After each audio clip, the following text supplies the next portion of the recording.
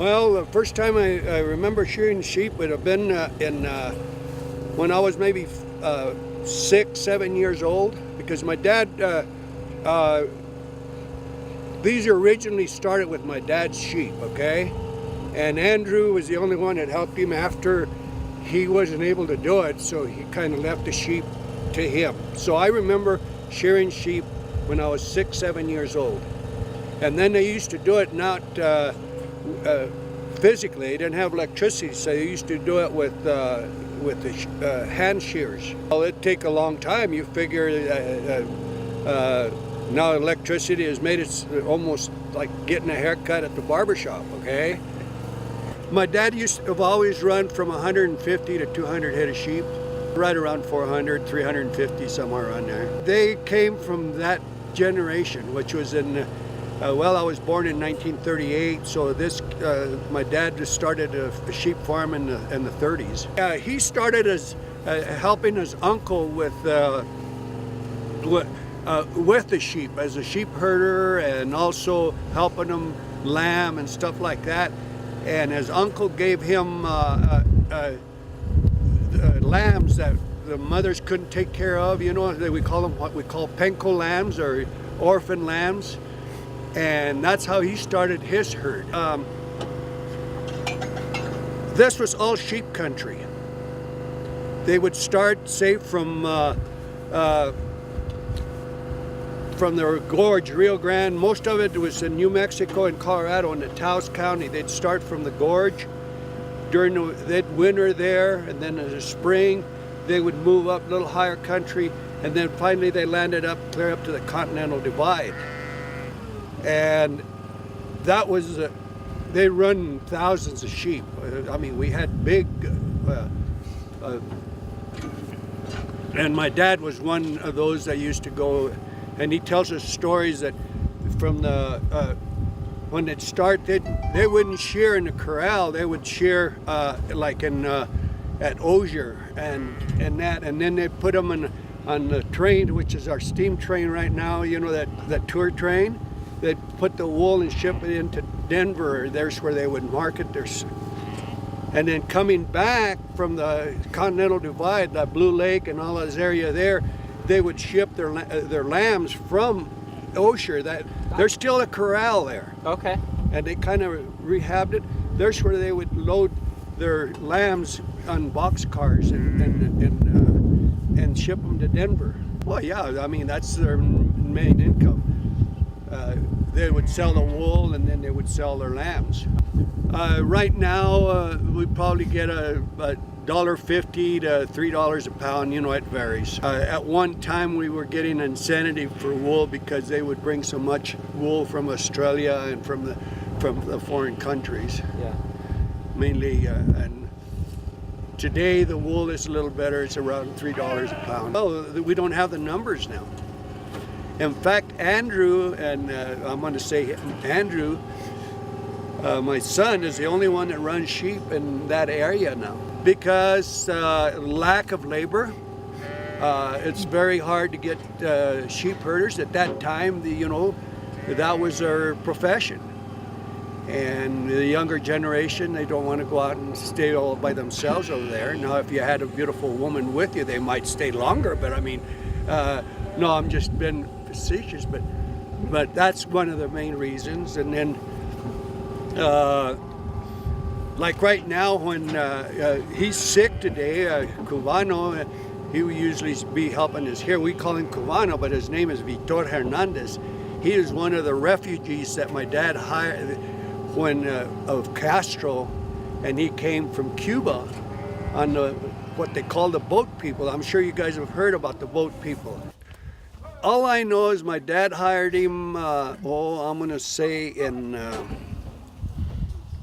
late 80s, okay? In the 80s, I'm guessing now.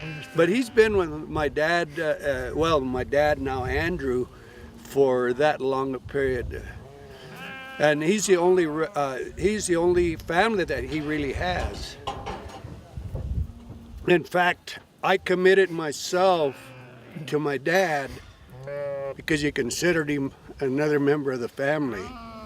And he told me that I was supposed to take care of Cubano as long as, and I committed to my dad in his dying bed. I mean, he was about ready to go, and he wanted to make sure that we took care of him. Sheepherder, he doesn't speak a word of English.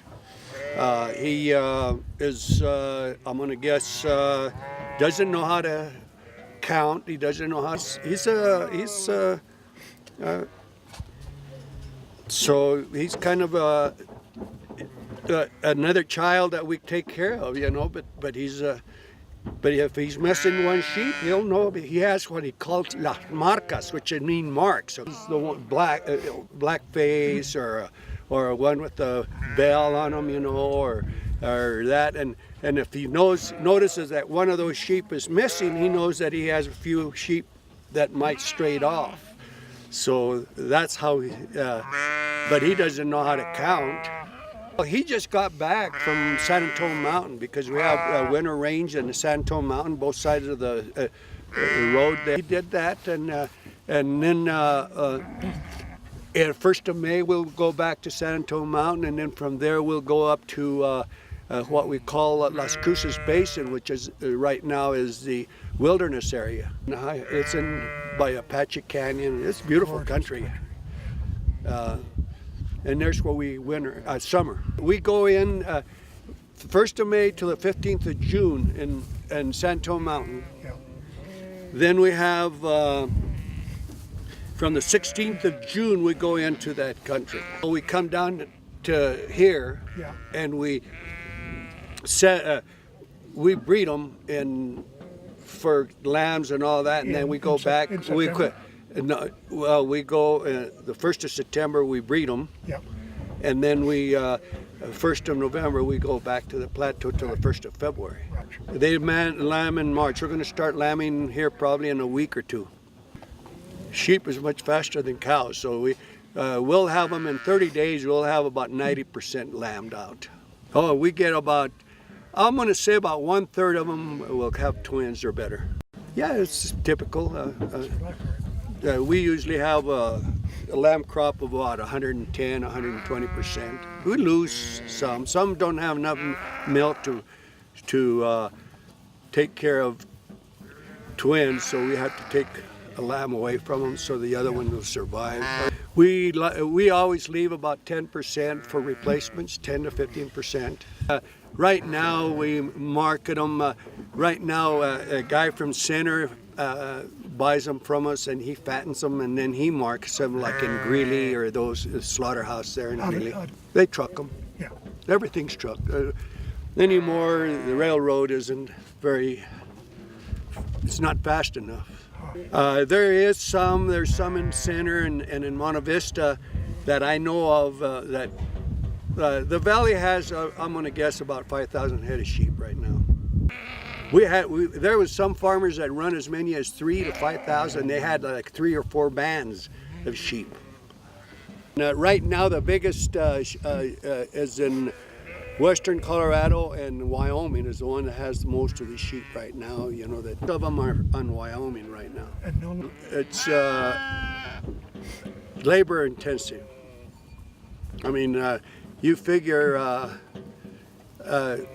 the sheep require a lot of attention. Well, when they start lambing, you got to make sure, you know, they're small, and you got to make sure that they drink milk off the mother.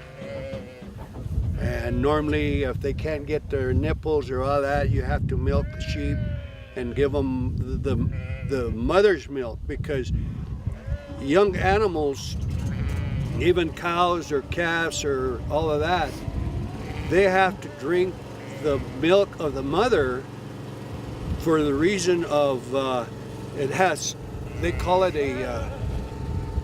the cholesterol type milk that they produce keeps them from getting diseases, or it's antibiotic milk is what it is. Yeah. So you want to give them their mother's milk as soon as possible so they don't get pneumonia and other diseases from the animals. So it's a lot of labor intensity. While the cows are a little different, they could have a calf out there and they'll usually take care of them. But and the cow will stay with that animal, while the sheep, if they find feed, they'll leave them and take off, and then they can't find them. The lamb wanders off. So that's how come we have pens that we put them in as they're born. So it's a lot of work. The next month, Andrew and his son will probably spend 15, 18 hours a day with the animals, and they'll take turns while they're lambing. So it's very hard. And then, of course, labor. Sheep herders don't want to do sheep herding anymore. We used to, the penco lambs, and my mom used to doctor them when they got sick and say they got a little bit cold or whatever it is. He'd take them and put them in the kitchen and feed them milk. And we used to have goats to milk the goats to feed the penco lambs, because the goat milk is very rich and it's very goat milk is very good for the lambs. I never left the valley terminally. I worked out of the valley. I started investing as a young man. My dad couldn't support a big family, and I was the oldest, so I had to leave to work. I went in the service, and then after that I worked for Martin Marietta in Denver and worked. I put 30 years with the telephone company. But all the time, my wife and I accumulated property. Like, for example, this property here, we just bought it from my brother. My dad had left this property to my brother, and Andrew just bought right where we're at today. So we've accumulated property by buying with people that moved away from here. Oh, I think I've been in Antonito for 77 years now, and it's changed very little. We get a bad rap in Antonito, but we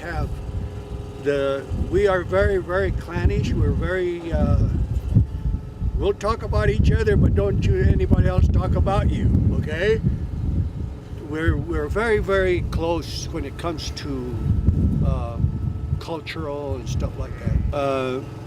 That's the way our fathers and grandfathers survived, because they were when they had to cut hay or put up hay, the whole community would get together and help them. And like I live 2 miles west from here, and I remember that my dad always had sheep and cows, and not very many cows, but he used to have milk cows.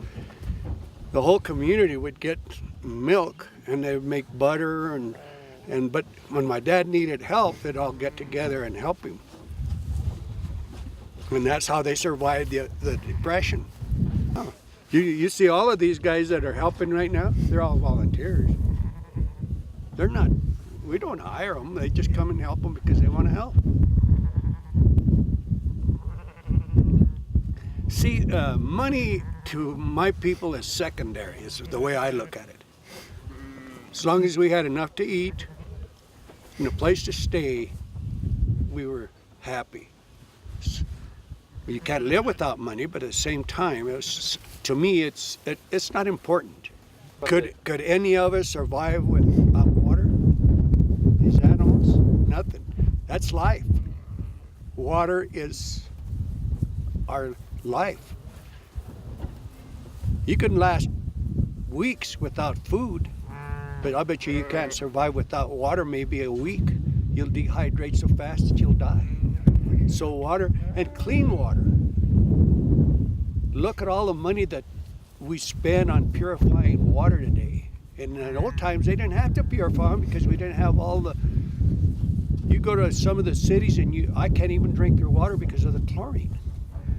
Go to my house and over here, and it's just natural water. And then chlorine is, it's to purify the water. You know how chlorine is. But But it's because people just don't take care of the water.